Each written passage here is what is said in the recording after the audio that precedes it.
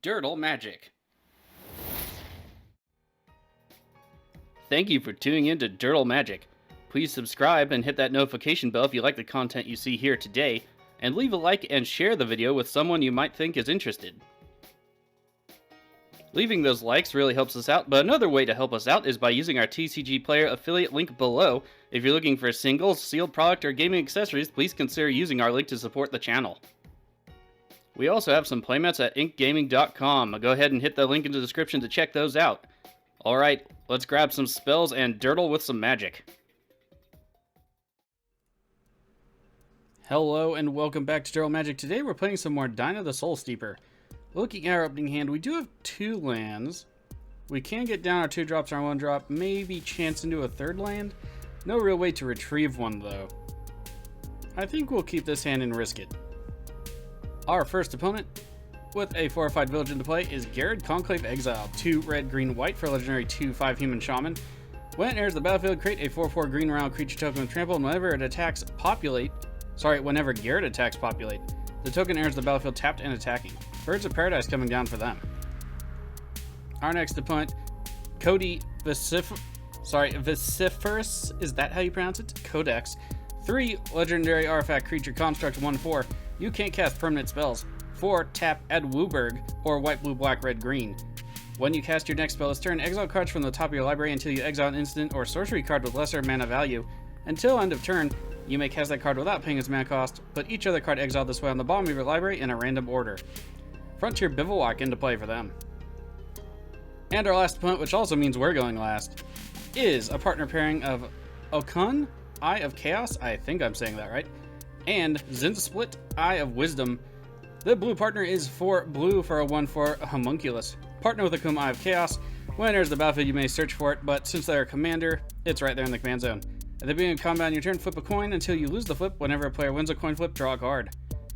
Mounts into play for them, and we'll cover the other partner in a minute. It does come to our turn. Let's play Necroblossom Snarl, reveal the forest, and pass it off. The partner is Okaun, Eye of Chaos, 4 red for a legendary 3/3 Cyclops Berserker. Partner with Zndrsplt.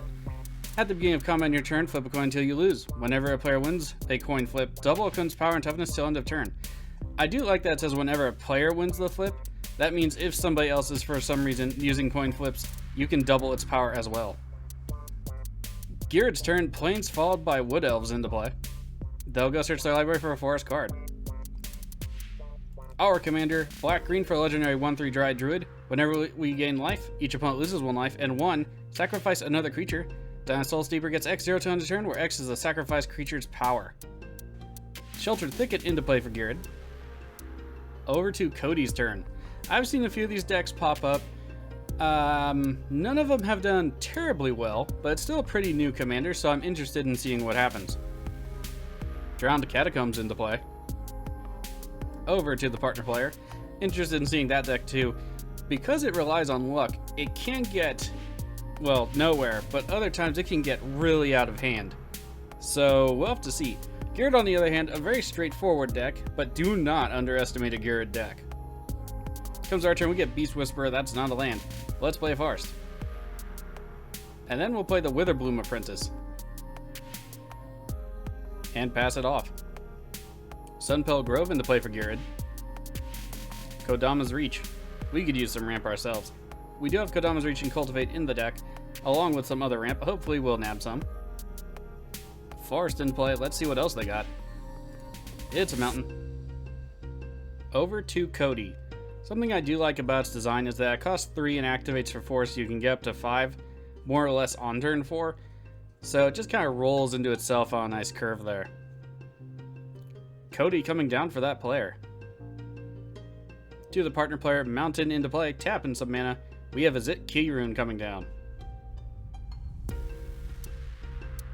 Comes our turn, we get Bog. Sure, it's a land card, we'll take it. Let's go ahead and Bog Ghired, I suppose. Might as well not totally waste the Bog.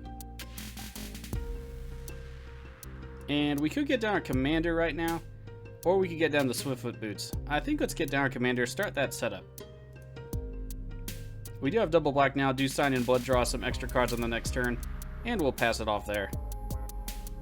Game Trail into play, untapped for the Ghired player. Let's see what it does. They do have to reveal a mountain or forest. Okay, so it's one of those, like the Snarl lands. They reveal a mountain. Ghired Conclave Exile coming down. They'll make a Rhino buddy. On the bright side, after facing so many token decks, we do have things in the deck like Culling Ritual, which should be good, assuming we can get to that 4th land, and maybe get some mana off of it too. Breaking even is fine though.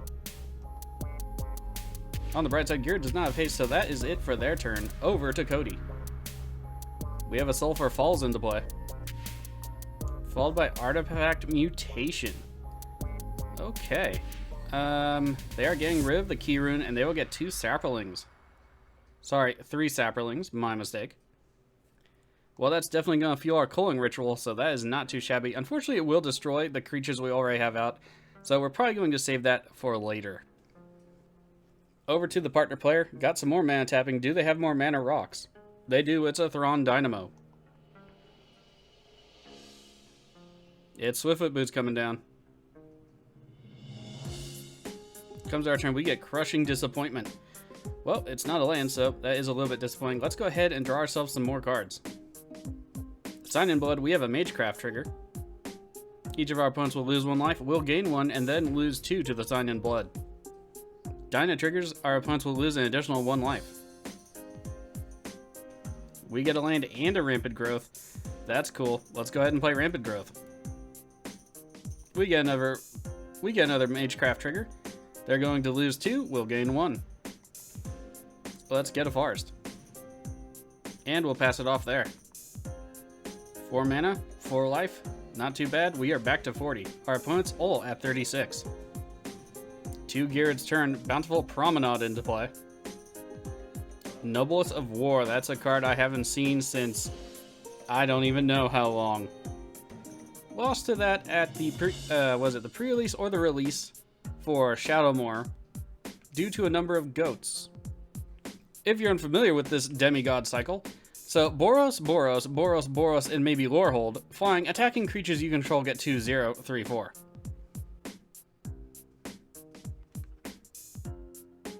We have some attacks. Ghired will trigger. We'll have a Trampoline Rhino buddy come into play. Hopefully not at our face. Although we probably didn't make any friends by draining the table for 12. Okay, they are splitting up the attacks. We are taking Rhino and the Wood Elves. Ghired and a Rhino are going off into the partner player, and we have a Birds of Paradise off into Codie. We will not block. We can gain the life back, and I think on the next turn, we will play Culling Ritual, depending on what we get. We get a lot of the mana back. Unfortunately, Witherbloom Apprentice is not going to be able to stick around, which is too bad because it's already done so much work for us. We go down to 31, Codie down to 34, and unfortunately, the partner player down to 26, just not able to get off the ground. Over to Codie, that's a land into play. Let's see if they're going to activate anything. I would like to do, if we can, something else before the Culling Ritual, but we just don't have the mana for it. We have a Codie activation, Wooburg to the mana pool. Let's see what they're going to reveal to us. 6 mana is an awful lot. Decree of Pain. Oh, they're cycling it. All creatures get -2/-2. That's not terrible. At least we don't have to worry about killing our own apprentice. Was a little bit of a feel bad there. We do lose a lot of what would have given us back on the ritual, however, with all those tokens dying. Now we just have 2 Rhinos and Swiftfoot Boots. We're not even breaking even on it. And, you know, except for our commander, that's not a good feeling. Looks like we have a change of plans. Crop rotation, Codie will trigger.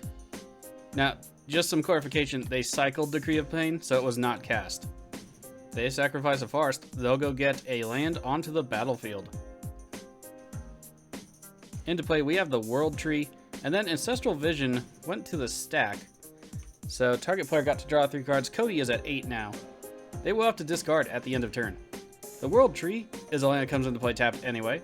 Tap to add green. As long as you control 6 or more lands, lands you control have tap, add 1 mana of any color. White, white, blue, blue, black, black, red, red, green, green, tap, sacrifice the World Tree, search your library for any number of god cards, put them onto the battlefield, then shuffle. That doesn't fill me with too much nice feelings. It's very suspicious. Don't need a number of gods, because it puts them into play, they're not cast, it gets around Codie's thing. Looks like that's probably going to need a Beast Within. Over to the partner player, though. Let's see what they're going to do at the turn. They were tapping down some mana, now they're untapping. Alright, they're retapping some mana. I guess they got the wrong colors there. We have Zndrsplt. I have Wisdom coming down. When she comes into play, they'll be able to search for the partner, Okaun, Eye of Chaos. However, he is in the command zone, so they could let somebody else search, I suppose. To the beginning of combat, Zndrsplt will trigger. They'll flip a coin until they lose a flip. And just to rehash, and just to remind everyone, they get to draw a card for each coin flip they win. Looks like they won one coin flip. Still, free card draw is free card draw. So flip boots over to Zndrsplt. That is the second main. Looks like they're going to be done. Going to roll over to us. Should we do the culling ritual? We could have Ghired commit a little bit more to the board first. Blood on the Snow is our card. Yeah, but we don't have a 6th land. Good against Planeswalkers, though. I think at this point, we're going to put out Valentin just as an extra blocker and draw some cards with Crushing Disappointment. He does have lifelink, so it will trigger our commander. Now, I'm not doing Beast Whisperer yet because I do want to use a board wipe probably pretty soon. I want to keep up that kind of card draw. So let's go ahead and do that Crushing Disappointment. Crushing Disappointment will cause each of us to lose 2 life, and we get 2 cards. Grim Horror Specs, there's some more card draw. Love it. Swamp into play, and we'll pass it off. Over to Ghired, 5 cards in hand after the draw. Let's see what they drop. I do want them to commit a little bit more to the board, maybe spread out that damage. However, I also don't want to die, so this is a bit of a risk. We have Splinter Twin, Enchanting Noblesse of War. Okay, so all their guys will get 4-0 on the attack. And what's worse, since it makes a token, Ghired can populate it. Okay, we're going to combat. Let's see what happens. On the bright side, we'll have to deal with 2 many more rhinos necessarily. Ghired triggers. Alright, we have a new copy of the Noblesse. That's a lot of damage. Let's see where everything's going. Only one at us, that's nice. We will probably block with Valentin because it's going to die to Culling Ritual. I am going to use that on the next turn. Oh wait, unfortunately we cannot block. It has flying. My mistake. Damage is good all around. Codie down to 5. The partner player down to 14. We are down to 20. Oof. Never underestimate a Ghired deck. The original copy of the Noblesse of War does get exiled thanks to the Splinter Twin effect. Off to Codie. Let's see if they have any answers for this. Culling Ritual will work out great for us, assuming they don't have Boros Charm or Heroic Intervention. That would be terrible. They could also have Floss Maneuver, Teferi's Protection, any number of things really. We have Codie activation, Wooburg to the mana pool. Blasphemous Act. That stinks. Oh well, I guess we get to save our board wipe. Codie will trigger though. That could be just about anything. Possibly even Eldrazi, although I'm hoping there's none of those. Oh, looks like we might have a Boros Charm. Nope, it's Heroic Intervention. So, Culling Ritual still might be useful for us. Well, sooner rather than later, anyway. We have Mystic Confluence on the counter, it looks like. We'll have to wait and see for the modes, but I imagine at least one is going to be counter. Alright, let's see what else. They're bouncing Codie to save it. Yep, and they draw a card. And there it goes. Valentin will exile a bunch of stuff, though, so that's not too bad. We'll put Dina back in the command zone. Unfortunately, we cannot pay for any of those Make-a-Pest triggers. Okay, we have Expressive Iteration. Look at the top 3 cards of your library, put one of them into your hand, put the rest on the bottom of your library. Whoops. Where'd you go? Put one on the bottom of your library and exile one of them. You may play the exiled card this turn. You do still have to pay for it, though. So let's see what they will exile. It's a mountain, looks like. Over to the partner player. So, still getting to save our board wipes. That works for me. Ghired down to 2 cards in hand, though. Might not be the best, but he does make a token when it comes into play. Still gotta be careful. Codie with 7 cards in hand. Pretty dangerous, especially since Codie survived. Let's see what the partner player is going to do. 6 cards in hand after the draw. No new land yet, though. We have Gilded Lotus coming down for the partner player. Followed by Tezzeret the Seeker. Well, we have an answer for that. 6 mana one, unfortunately. So 3 blue for a legendary Planeswalker Tezzeret. Comes with play of full loyalty. +1, untap 2 artifacts you control. Up to, sorry. -X, search your library for an artifact card with a converted mana value X. Put it onto the battlefield, and then shuffle. I'll get used to mana value eventually. They are searching their library. -5, artifacts you control become 5/5 creatures until end of turn. They get Croc's Thumb for the extra coin flips, so X was 2. Comes our turn, we get a Rex Sage. That works out more or less nicely. Unfortunately, we don't have another land to play both the Rex Sage and the Beast Whisperer. So let's go ahead, maximize our potential here, play Grim Horror Specs, and then we'll play Rex Sage. Probably go ahead and blow up the Gilded Lotus for now. She comes into play. Let's blow up the flower. Par goes down, let's pass it off. Over to Ghired's turn, 3 cards after the draw. Land into play Scavenging Grounds. Good thing we're not a Reanimator deck. Bramble Sovereign coming down. So, more tokens, more or less. Selesnya Eulogist. Okay. When it comes into play, they may make a token copy of it for 1 green. The Eulogist, 2 green, exile target creature card from graveyard, then populate.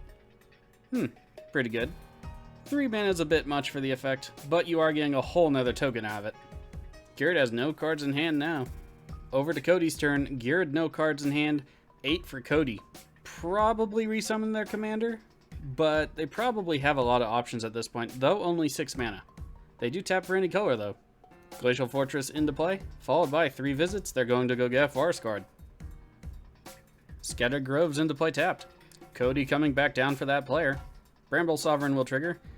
No mana to pay for it. They can give another player, rather, a token copy of their own creatures, but it's not something you usually do. Could be a interesting group hug card. Could even be political. Over to the partner player. Are they summoning the Eye of Chaos? They are in fact doing so. To combat, the flipping begins. It looks like Okaun is going to be pretty swole. Good thing it doesn't have haste. They could still equip the Swiftfoot Boots for the next turn, but we are already in the combat phase, so we have Codie with Vanishing Verse, exile target monocode permanent. There goes all of the chances. Oof. Too bad. It was going to be impressive, I wager. Mana Clash. You and target opponent each flip a coin. They are picking the Ghired player. Okay, it deals 1 damage to each player whose coin comes up tails. Repeat this process until both players' coins come up heads on the same flip. Let's see where this goes. Alright, not too far. Ghired down to 32. The partner player down to 13. Tezzeret is used to untap 2 artifacts. Fickle Efreet. 3 and red. Let's see what it does. Whenever it attacks or blocks, flip a coin at end of combat. If you lose the flip, an opponent gains control of it, 5-2. I am glad to see the Djinn and the Efreets come back into Magic. Our turn gives us a Viscera Seer. Could be good. Let's go ahead and play the Beast Whisperer. And then we'll play the Viscera Seer. We get to draw a card. We get Vampire Nighthawk. Could be good for triggering our commander and on defense. We'll pass it off there. If there are any board wipes, we'll just draw a bunch of cards with Viscera Seer and its sacrifice ability, triggering the Grim Horror specs. To Ghired's turn, they could resummon their commander and get a Rhino Buddy. And they do so. They do not have enough mana to populate with their Selesnya Eulogist. Looks like they are making a Ghired to get a Rhino. I have a feeling we're going to have to get rid of Codie pretty soon, though. They're only at 5, but bad things can happen. Let's see where they're attacking. It is all into Codie. Let's see if Codie's going to block. I don't think they have a way out of this, though. 1 blocker, no mana up. And Codie goes down -5. To the partner player's turn. 4 cards in hand after the draw. 13 life. They're untapping up to 2 artifacts. Thrawn Daimyo will untap for even more mana. It's the Eye of Chaos coming down again. Will they equip boots to it this time, though? That is the question. Stitch in Time. Flip a coin. If you win the flip, take an extra turn after this one. No offense to them, I hope they lose. Oh, if they win the flip. That's not good. Swiftfoot Boots onto the Eye of Chaos. The Eye of Chaos is also a 6/6. Let's go combat and see what happens. Stack it out. Flip those coins. Oh, by the Chaos Lords. It is a 24,576. So no attacks. I'm just glad they don't have Chandra Ignition mana up. Alright, to their next turn. Let's see how things are going to go down. Tezzeret to untap Thrawn Daimyo again. Get down their second commander. Do all the coin flips. Draw a bunch of cards. Hopefully we don't die and we can get to a board wipe. I am worried that they can give it trample or flying. That would be bad. To the beginning of combat, let's see how it stacks out. Oh, here we go. Time for Zndrsplt to pull that weight. Alright, let's just go ahead and yield to the Zndrsplt triggers. Let this all resolve out.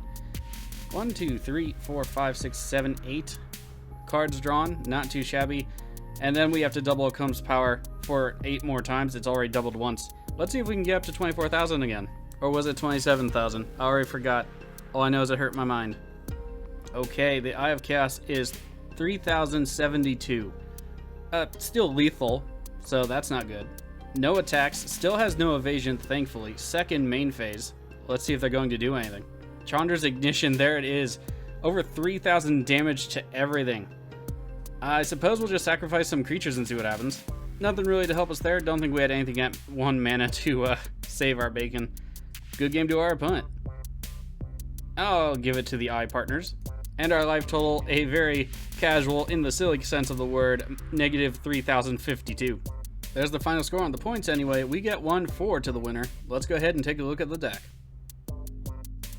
Alright, here's the deck. Made a lot of changes from the last time. Definitely didn't want to deal with another token army. We had Culling Ritual in the hand the entire game.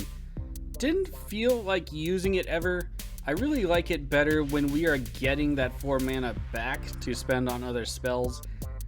I don't know if I like the card or not. I've been flip-flopping over it since its release, basically. You can let me know what you think about Culling Ritual in the comments. I'm sure there's some areas where it's going to be fantastic and others where it's just going to not be very good. Something against maybe, I don't know, Ursa with mana down. Honestly, I don't know. Somebody with a token army that's also artifacts and mana rocks. Anyway, if you want to check out this deck list in its entirety, make improvements to it yourself and maybe pilot it yourself, see how you do, the link to the deck list will be in the description below, and you can check out the deck tech coming out soon after this video. If you saw any cards that you want to purchase for yourself, sealed product or gaming accessories like sleeves to protect all of that glory, please consider using the TCG Player affiliate link in the description below. It helps out the channel and doesn't cost you anything. That's it for Dina Soul Sleeper. We're on to another Strixhaven commander, and considering this build might pull out a few more powerful cards, although still want to avoid combos necessarily, but it's not a combo commander. In either case, I hope to see you for that series, and until then, stay safe out there.